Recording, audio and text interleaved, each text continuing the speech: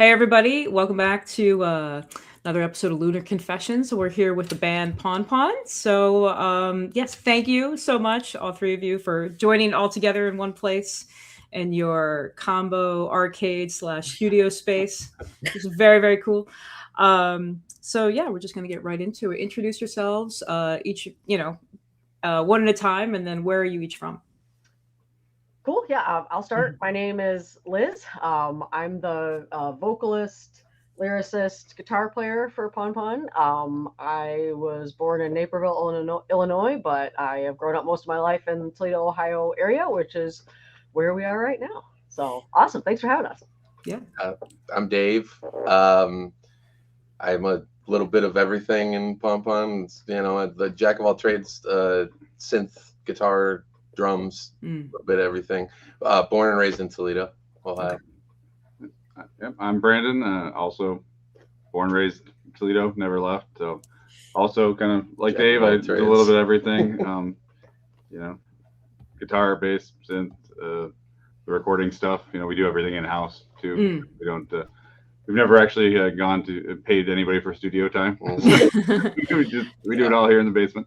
So. Nice, nice. Yeah, you just learn how to do everything yourself, and that way you have complete creative control. True. Yeah. Yeah, I like it. So next one's Eric's. All right. Yeah. So, what can you tell us about your upcoming EP? And are you continuing to, evolve your sound from your Halloween EP? You guys want to jump in? I think it sort of touches a lot of the same bases as the Halloween EP as far as sticking with the dancey, synthy kind of vibes. Cool. It's evolving a little bit by devolving a little bit, I think, too, where we're touching on some of our earlier themes from the first couple records, but kind of melding them with the newer sounds that we've been working with. We're sticking with the electronic drum sounds and stuff, but definitely the it's not quite as straightforward dance as the Halloween stuff. Mm. Yeah, and I guess also for the first time, there's gonna be 3 songs on it, and 2 of the 3 we've actually played live already. Yeah. Which we've never done that before. We've never played a song live before it was released. Oh, So that's kind of been a little bit of a part of an evolution too. That like practicing and playing it live has made it so we are tweaking before based on that feedback and like how Change it feels parts. live. Yeah. Mm. Mm-hmm. That makes sense. Yeah. No, I think that's a good thing, getting like it's kind of like screen testing, just like seeing what the audience responds to, I guess. For sure, Yeah. for sure. It was really cool because we played our first live show in a while recently, and we played some of the tracks from the new EP, and they went over really really well. And it's also just really, I think, fun to sort of workshop it in a live environment, and like you said, to see what the audience likes, but also just kind of see how it feels, like how it feels for us in terms of instrumentation and energy and like my vocals. And I think that's probably something that has probably evolved a lot more on the last couple of EPs. Sure. Are my vocals. I feel like I'm trying to get a lot more diversity and sort of like just variation and variety in what we do, and a little more, I don't know, emotion maybe. Yeah, different characteristics, things like it's nice. Yeah. Yeah, That's awesome. I also think it was cool because one of the tracks the show we played was recently was a goth night, and we were like DJs and us. And one song I don't think we really were very secure about fitting into that style. Like we didn't think it was as aligned to the other album, and it was it went off really well. And we're like, oh, okay, like it kind of gives you some freedom to branch out. Like, okay, we don't have to necessarily narrow things too much either. So Right. No, I love that. Yeah, yeah. Sometimes you can be surprised at what the audience is going to react to, and I think that's a perfect place to workshop something. You know what I mean, and also see what what the DJs like to play. Sometimes like if you do have more dancey tracks, yeah, just see what kind of bubbles to the top, I guess. Oh, that's awesome. So you talked about touring a little bit. So do you have any upcoming shows that you can talk about right now? We do. Yeah. Okay. Our next show is going to be June 11th, right? June 11th. At it's going to be with Access to Concrete and the Blank. And those are both Detroit-based Okay. artists. We're super excited about it. It's in Toledo. There's an amazing alternative goth industrial community of cities. There aren't so many live acts, so we've been really trying to connect with our kind of our sibling bands in Detroit, because that's kind of our closest big city.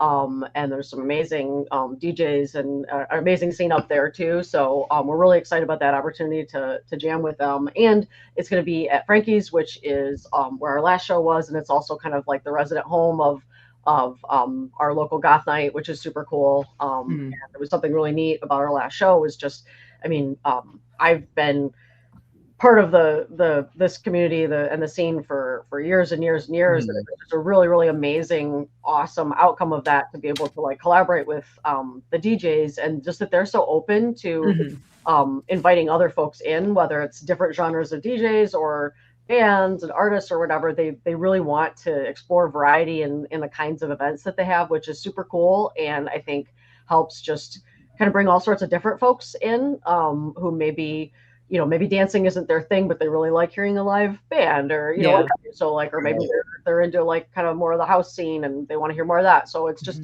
I think it's really cool in terms of just exposing folks to different music and different art.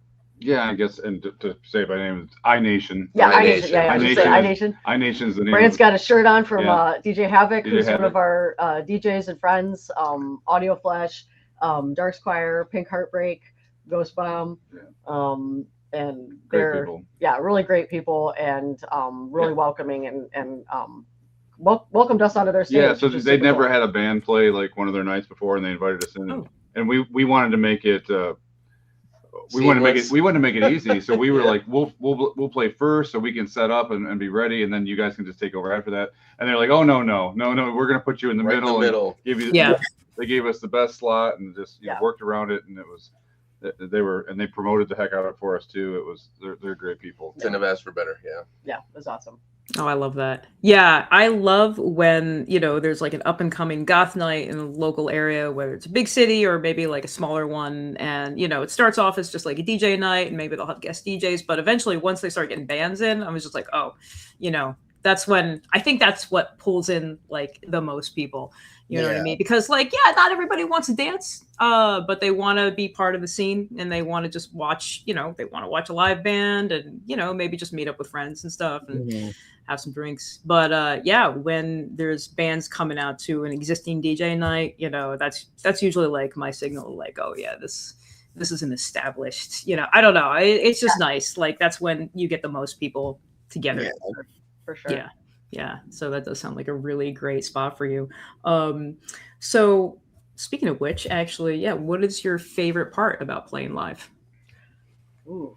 Yeah, and this can be, you can each have different things. The vibe. Yeah. I like how loud it is. I like loudness. I come from the punk rock scene. I need loudness. I need energy, and that the live setting brings all that. And to me, it's like that's the final payoff after all the work in the studio is being able to release on the stage. That's for me, at least. I think we hadn't played in a while, and I kind of had forgotten how much I missed it. It's energizing. I think when you do it, it kind of just reminds you of why you do it, and that it isn't just the three people in the basement making music, but no, you're actually making it for people, and you can sell records and you can get streams, but like actually seeing it on people's faces that they're into it and sharing experience, I think is part of it, and then you're kind of energized after that.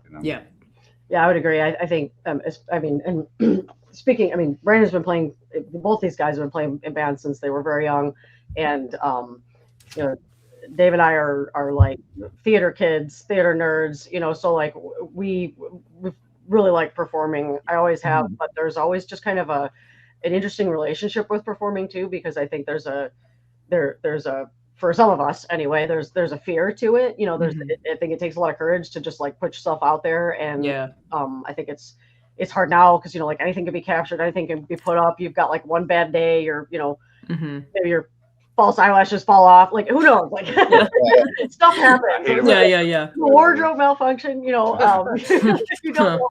Eyelash should be like on the hopefully like calmer side of wardrobe malfunction. Yeah. But like, you don't know what's going to happen. And so like just opening yourself up to that vulnerability of doing that is part of what gets you that connection with the audience, I think. So like, well, I also have like I think I have a fair amount of vulnerability in my lyrics too. So it's like there's something like really weirdly intimate about sharing something like that with a crowd of people, most of whom you don't know. Sure. Yeah. Right. You don't know how it's going to go over. And since a lot of like my vocals and lyrics are kind of like forward, it's like, okay, this is what I'm saying, like heart on sleeve. on a silver platter. Yeah, here you go. And so like it's to have like the crowd just be like so into it and excited and like, right on. And like that doesn't always happen. Like we've played shows where it's kind of like wah wah, and that's okay too. But like it's about just like having the courage to put it out there, right? And I think like right now it's just like it's just such a cool time to have human beings making this music, and and very important, I think. So extremely important. And that's also proof, like, to your live audience of like, look, we could, this is all like we can play this, we could do it without auto tune, or what I mean, like we're not using any crutches. We can perform it all. I mean, I'm sure there's some pre-recorded, whatever, like some pre-programmed stuff, but like we can, if you could perform it live, that's proof that like it was human created and performed. And and we've kind of touching on that's been part of our evolution as well, right? This is the first band that any of us have been in that did use pre-recorded stuff. And for our first couple records, when we were first playing live, I think you were too, maybe we're pretty insecure about it. And so our original performance was Dave would play drums, and then Liz and I would play guitar. And since we've come back, now we are doing it with Dave up front with playing keyboards, and we're doing, having the drums on the track. And I think that was something that before we didn't feel comfortable with. And I think part of it is the transition to more of an electronic style a little bit, where that is more accepted, where we all came from a live band persona, and we were playing with other live bands, and it felt like people would think we were cheating or something, But we've been to enough shows now, it doesn't feel like cheating. It's evolved through, right? I completely agree. I can't tell you how many bands that I've seen that I mean, like occasionally you'll see a drummer with like electronic drum pads at most, but I mean right. But the thing is, like, it's understood in this genre anyway, in the industrial genre, EBM, that just like it's how much programming can you do on the fly? You know what I mean? Like, on stage, you got to give yourself a little bit of room to actually like perform it, unless you've got like 10 people on stage with you. Yes. Right. Not doing that. No. Yeah, that makes sense. So next one we got is, what is the most difficult and the most rewarding parts of being a musician? I'd say difficult. I'd say one of it from a recording standpoint, it's like knowing when you're done. Like, I think like we tend to over tweak. Mixes. Like I do envy people that can just like crank out something or right in the studio and then be done a week later. Like that's how things kind of used to be a little bit, before. And sometimes we have to move backwards because we've tweaked too far. We tend to kind of spend a lot of time on things sometimes. Really, and at the sacrifice of released material, right? So we've been a band for quite a while, and we've got 2 records and an EP and another one on the way. But a lot of bands will crank out a whole album every year. We'd rather spend a lot of time and make it perfect, and that can be detrimental to, and maybe infuriating sometimes. It's along the same lines. I think the toughest part is the creative part, because you will get into the mode where there's 100 ideas flowing and not all of them are going to work. So you have to parse the ideas, and there will be some arguing, but it's usually helpful arguing where, well, you know, we kind of both like these ideas. Let's throw these ideas away. Let's throw those away. But that is the toughest part because it takes the longest time to come around to what the most acceptable amongst the three of us thing will be. And like I said, sometimes we have to go backwards, retweak, retool things. Sometimes make new instrumentation for things. But I think that's the toughest part for us is, you know, the writing of the songs is the hardest part. The fun part is when we start doing the mix, I think. Yeah, I mean, having something new to listen to in your car, I'd say was probably my fun part, right? Like, Yeah. when you got something brand new that even if it's, you know, the early demo, and often it is the early demo, Super fun. that you're just like playing over and over again in your car because you're all excited about it. It's got some weird working title that has nothing to do with anything. Yeah, our working titles are sort of always inside jokes, Yeah. so it's a funny thing.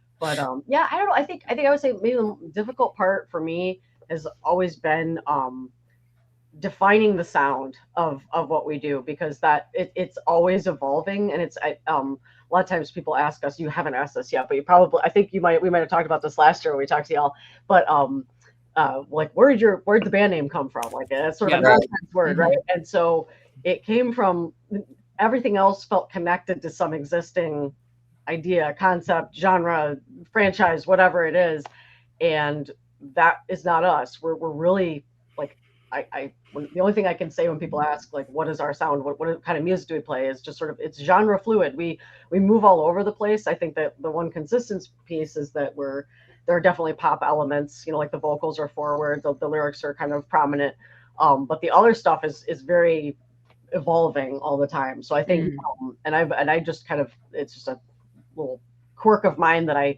really struggle with, like assigning labels to things, because I feel like they change so much. Like I just it feels limiting.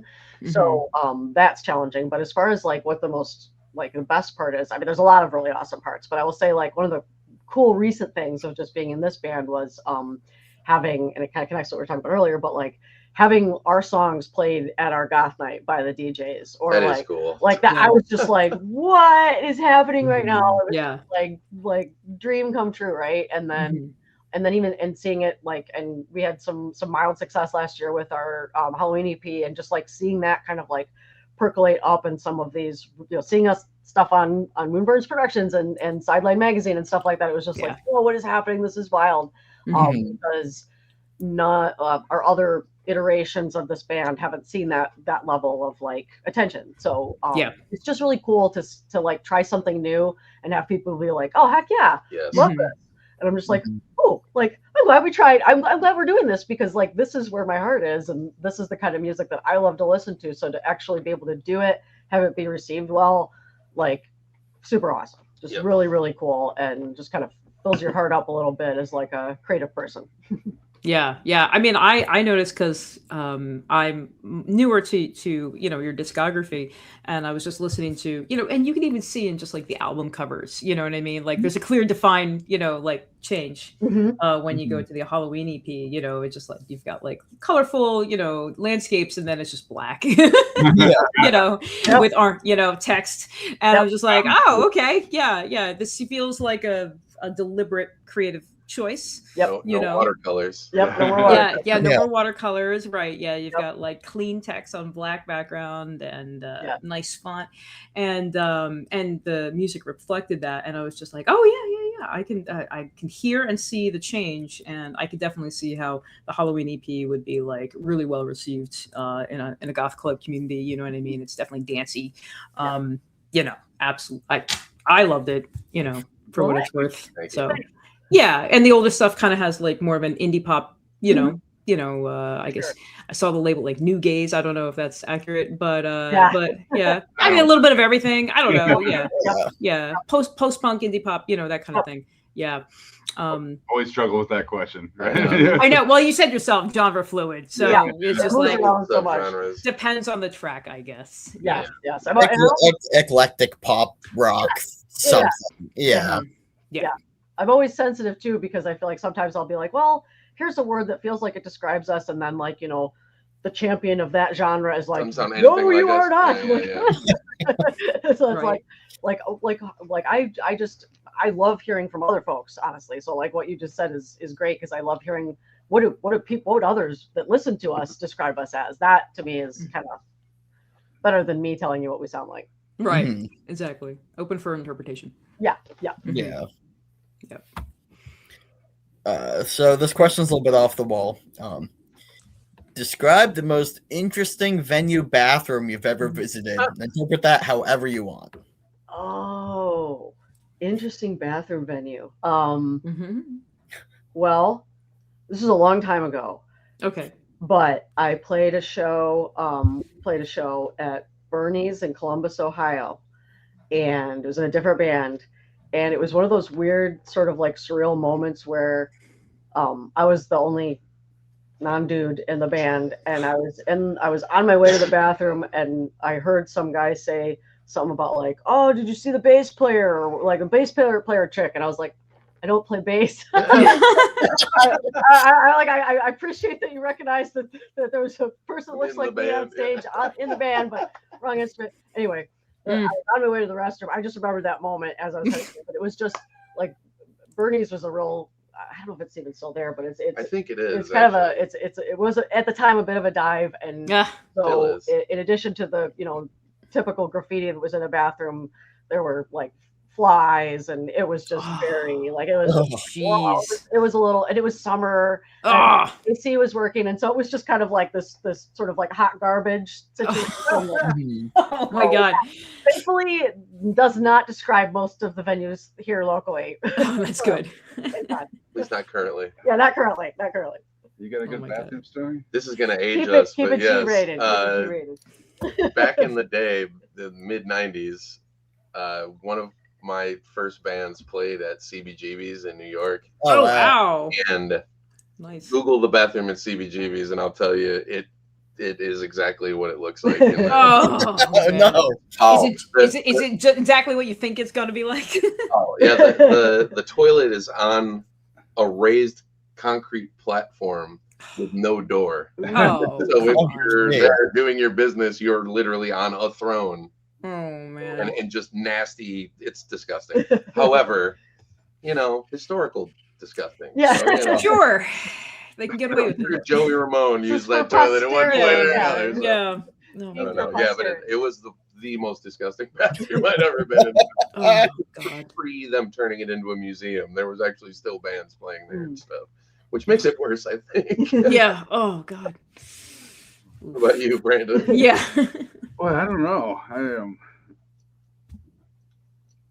Maybe it's good if you don't have any. No, I guess bathroom related, which is actually I can't think of. It may have been the same show you were talking about. There was one of our old bands where we have pictures where there was a drunk girl that got up on stage. And started, and it was the same show, right? Mm-hmm. And she accidentally like turned off Liz's guitar, like hit the pedals, and she was like decided it was okay for her to get up on stage and start dancing. And the reason this bathroom was related is we saw pictures later, and she had a stain on the front of herself. It looked like no, an accident, or maybe spilled her drink. Who knows? Yeah, it was just a drink. Who knows? Yeah. Totally could have been a drink. Either way, she was. Yeah. It's like pro tip: don't get on stage and turn off the band's guitars. Yeah. I don't care how drunk you are. If you're not invited, don't come up. Yeah. Anyway, it was a memorable show. Yeah. Oh my god. Yeah, I know. I one of these days I want to start like a local, venue bathroom rating system, or like it's like, the venues might be great, but the bathrooms might be just, like you better not drink anything all night or just hold it because you don't want to step like does it have an actual door, or is it some sort of shower curtain situation? Yeah. Does it lock? Is there any paper? Yes. Is there a seat? Is there a seat? I mean, like, that's not okay, there's no seat, but like no toilet paper, no door. Come on. Like there's like basic minimum. Just give us one of those options. Yeah. Is there room for my legs? I don't know. Sometimes there's not. I don't know. I'm getting too detailed. All right. That's enough of that. Okay, all right. Moving on to, and this could be like, serious or not serious, whatever. But yeah, do you have a message for the viewers? Just maybe something that you're thinking about right now. Current events, just like creative process, could be anything. So yeah, I think just kind of return to what we were talking about earlier. I think it's just a really important time for people to make music. Human beings, yeah, and also yeah. to listen to stuff that's made by people, and just to like think about like what the values are. Like we recently, actually, I brought a little prop. We recently got a logo designed by an awesome human named Amanda Reed, who is a student in a graphic design program down here. I love that. And nice. like paid her to make this amazing thing. And I was gonna say your logo looks sick. I mean, like, because like I don't know how much like people don't understand how important that is. Branding. You know what I mean? Like because I am I have a visual art background myself, and like I made that logo. So like, yeah, like, you got a good logo, you can make stickers, you can do buttons or whatever to pass it out. And it's just like, it gets people interested in your sound. Like, oh shit, this looks cool as hell. I'm going to pop it on something. And it's going to be a visual reminder all the time. Like, I should look them up. But if you like, can't read it, or it's just like boring Comic Sans, no one's going to give a crap and check it out. I know. Yeah. And we were so thrilled with what she did. And, and I think like, it's just, and again, like, I'm not trying to throw shade to other people, but like, I think overall, like we try to be really intentional about not using AI because I mean, for me, I do it for the buzz I get from making something myself. Right. Yeah, and that's a good point. It's hard work. It's challenging. I don't want to offload it to a computer. Yeah. And it's hard to understand that mindset. But I think it goes beyond that. Like to, when I make flyers for a show, when we get our logo, doing cover art, like, that's either us or another person who's being compensated because, people who do work like you, graphic design, that is a talent and a skill. And it deserves to be like celebrated and compensated and not like outsourced and like replaced. To me, it's just a really important thing as a creative. Even the music videos we do almost all ourselves. There's only 2 that have been done by other people, and they were both in our inner circle anyway. So I mean, and again, that's a great example actually, because like one of our videos from the last EP, it's called "Jealousy Looks Good on Me," and it's part animated, part live action, and it was a friend of ours who designed and made all of that, and then I sat down and learned how to use Adobe Premiere, and we like made the video, and so it was like, the just elbow grease of like having to learn how to do that stuff and make it yourself, and it takes time, and it's not easy, but like then when you're done, you're like, I made this thing, like isn't that badass, and you can celebrate like the other people that helped you get there, like like the guys in the band or like the artists that helped us, and so that's something that we try to do a lot, is to like connect with people who are doing cool creative stuff, and like the artwork, like the watercolors on our previous albums. That's my mom. Oh, really? Cool. I love that. When she retired, she was never an artist before, and she just decided to take lessons and learned how to do watercolor and just became amazing at it. And she's awesome. Life goals, right? Like that's I know. That's what it's about, right? Is like picking up new skills, doing new stuff, like your whole life long.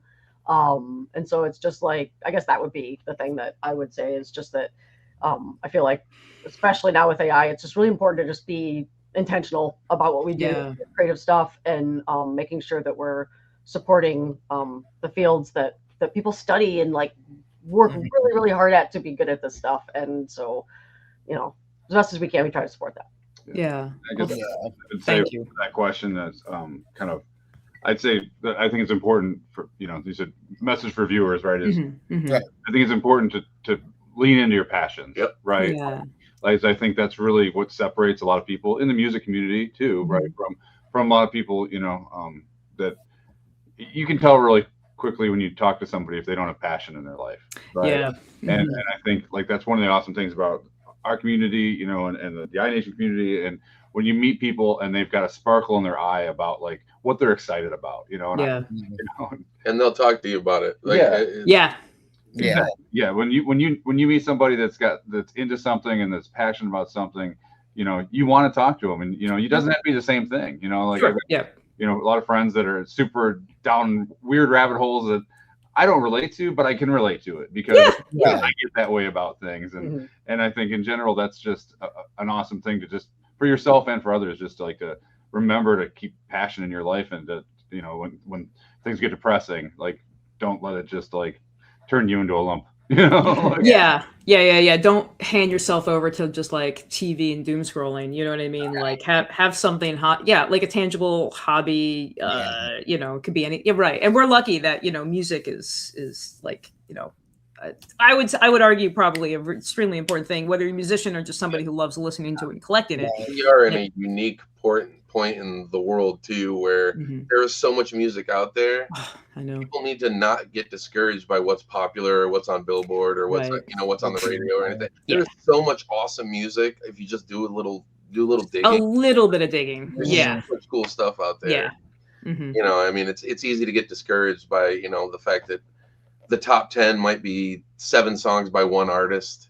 I know, right? You know, it happens a lot nowadays, but don't get discouraged by that. There's so much cool stuff out there with just light digging. Right. Just like pop open Bandcamp, you know what I mean? And like plug in whatever genre you're interested in, and you'll get 100, 200, you know, amazing. Pop it Bandcamp, you know, I've found stuff just, you know, like YouTube play some suggested videos. Yep.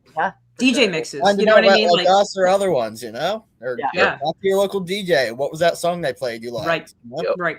Yeah, I can't tell you how many times I was just at a club and I pop open Shazam. I don't know what this track is. What is this? Holy shit! Right. Oh, okay. I'm gonna put that in my wish list right now. Absolutely. Yeah. I know it's. I have a lot of conversations. I've got some friends who are just like 5-10 years older than me, so they're not as clued in. They're not as plugged into the scene, and they're like, oh gosh, you know, my daughter, she's really into Taylor Swift, and it's got like music today is so terrible, and I'm like, no, it's not. No. You know, like I get it. Like your generation's like pop music was, you know, like from the 80s. Like, there was it might have been a little bit better for the poppy stuff, but like there's so much good stuff now. Here, let me show you. In fact, you know, what you're hearing is not everything. Right. This is like the tip of the iceberg. You just got to dig down to what's below the surface. I completely agree. Like we're really lucky. We're fortunate, but at the same time, it is, you know, it takes work to dig it up. I've been turned on to so much good stuff through like YouTube, DJ mixes, and just word of mouth. Instagram has been really good for me, actually. Like I've been finding a lot of great bands, you know, like a sponsored ad by another artist, and I just listen to like 10 seconds of the song. It's like, oh shit, this is great. And then I go on their page and they're already being followed by like all the people that I know. And I was just like, oh God, I'm late to the party. I'm late to, how did I miss this band? And then if I look them up, it's like, oh, they're going to be in Philly and, you know, like a couple of months, I'm going to go to that show because that's my area. But yeah, sorry, enough about my experience. No, that's awesome. No, you're good. It's just we're really lucky, and I would love to like dig into the Detroit Toledo scene a little bit more, like at some point, because man, that's just like a big black hole for me. Like I never think about like the Midwest. You know, you hear about Chicago, of course, but like it's I mean, it's small but stalwart community and loyal. Good. Loyal, like diehard folks who will go to every industrial synth pop goth act that comes through town. Like I love that. Folks up, you know, in their 60s, up to their 60s, you know. Wow. So I love that. That was, I mean, honestly, this tangent, but like last summer, Brandon and I went to Amphi Festival in Cologne, Germany, and that was like such an amazing experience to see because their scene that are like full goth, like and they are there for the scene. They are there all day. And it's just like how amazing and like how much dedication, and like it also just leads to the place being to the venue and the event being very accessible and accepting too, and like it's just like such a cool thing. So I love the multi-generational nature of some of the genres that we are into and talking about today too, because I think that that's rare, I think. A lot of other genres. So I know I want to get out to, you know, Amphi or, you know, Treffin, maybe something Marilyn. I don't know. You know what I mean? Like there's so many. Yeah. I'll stick to my North American ones first because there's so much here too. Like I've never been to Cold Waves. Like I don't know if you all been to Cold Waves at any point. I've not, but I'd love to. And that Dark Force Fest. Yeah. We go to that one every year. That's we do. Yeah, I'm very fortunate to live like an hour away from that one. Nice drive, but 10-hour train ride to get there. Yeah. A boat ride, a boat ride, a bus ride, and a long train, and a long ass train. Yeah. Refuses to fly. But yeah, no, it's just East Coast has a couple good ones. Nice. We got Murder of Crows in New York City. Awesome. Yeah, I'm really fortunate. So like I don't really have to travel too far. East Coast is pretty sick, and also West Coast too. Well, that's the other thing. I want to get out to like maybe LA, Substance, whatever, at some point. But yeah, I just love festivals, that atmosphere where everybody comes together and it's like a family, your found family, right, at these things. But yeah, that's cool that you got to go to Amphi. I mean, like it's on my list. It's a long list. Well, awesome. So I guess we're just gonna let you plug your socials and where can people find you. And I don't know if you're able to let us know anything about the future tracks coming out, or if everything's still kind of like in the works. Well, you want to talk about? I'll let you talk about the album, but for our socials, we are at Pon Music on Instagram, YouTube, TikTok, Facebook. TikTok, yeah. Facebook. I think those are all the things. Twitch, maybe, although I don't really do a lot of Bandcamp. Bandcamp is just ponpon.bandcamp.com. Our next show is June 11th at Frankie's in Toledo, which we're super excited about. Our new EP is in the works. It's going to have 3 tracks. You want to talk a little bit about Untitled. Okay. Untitled. So yeah, we have 3 tracks. Pardon? Do we have? We did have a working title, didn't we? Who told the title? Well, I mean, like it can change. You know what I mean? Like whatever it's called now. Thunder or I Want Thunder? It's Thunder. Thunder. Okay. Thunder. Yes. Okay. So we have a lot of talks. Okay. Which ones stick? Sometimes they don't always stick to me. So. Right now it's Thunder. Yeah. So Thunder, which is there's one song called I Want Thunder. Okay. That is the one we have not played live yet. Okay. That's probably the biggest departure a little bit. And then the other 2 tracks we did play live with Frankie's just a couple months ago. The I Want Thunder song kind of has like a deep house vibe to it.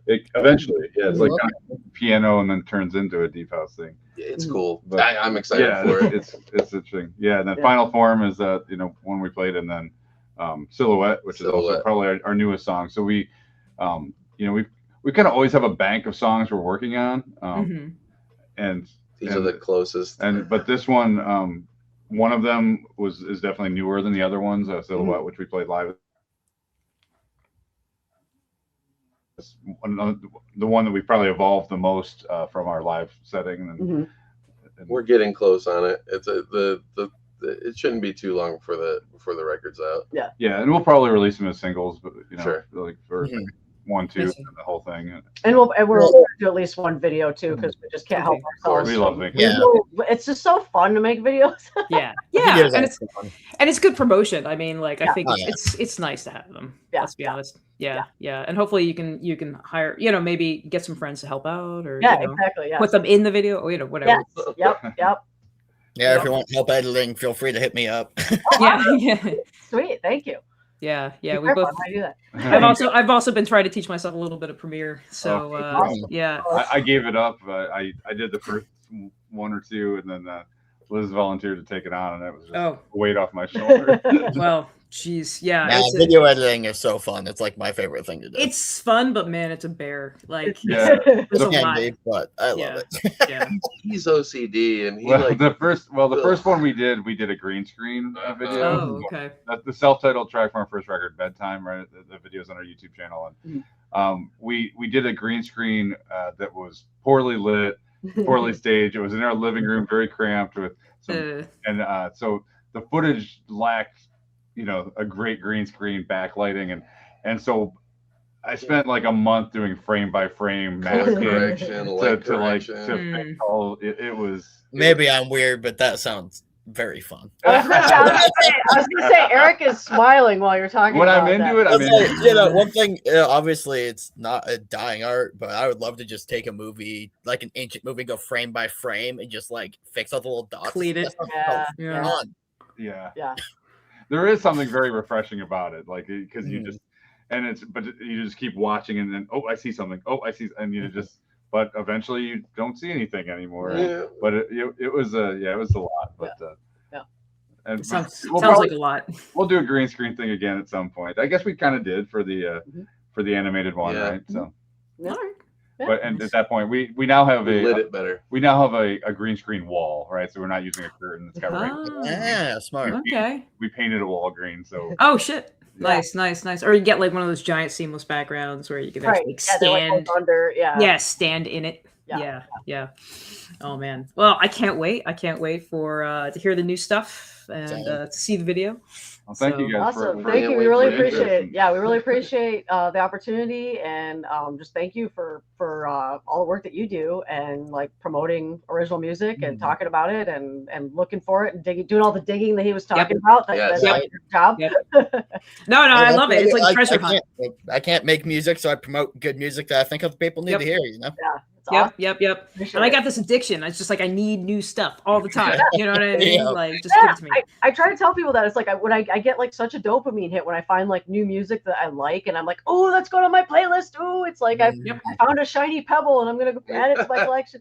You know? Yeah. That's exactly what it is. Just add it to my collection. You know what I mean? I just need it. You know, just like and download it. I've got like way too many CDs. But that's the other thing. I'm running out of room for a lot of my stuff. Hey, physical media though, thumbs up. Yeah. That's where it's at. No, seriously. But yeah, thank you again for all the time, and hopefully I'll get to chance to see you live in person. That would be great. Yeah, absolutely. Yeah, I love that. Awesome. Well, and come out to Dark Force sometime, because then we will see you. Yes. Heck yeah. Yeah. Awesome. And great job on the logo. I love the Mooncat logo. That's awesome. Oh, thank you. Yeah, I just you did that one, then you did that one. Yeah. Oh yeah, the Moon Burns, Moon Sucker. Nice. That was easy enough. Yeah. Awesome work. There's a YouTube tutorial for any effect. I'll just say that. So just look up the glitch effect, and that's how I got that. YouTube is so helpful for that. Oh my god. Can I tell you? Yeah. It's been teaching me Adobe Premiere. All right. Well, thank you again for joining, and once we pop off, we could always hang out and chat a little bit offline, but thanks. Awesome. And thank you very have much. a good night, everybody. Thank you. I'm Angie. Hi, I'm Johnny. We are Dead Cool, and you're watching Moon Burns Productions.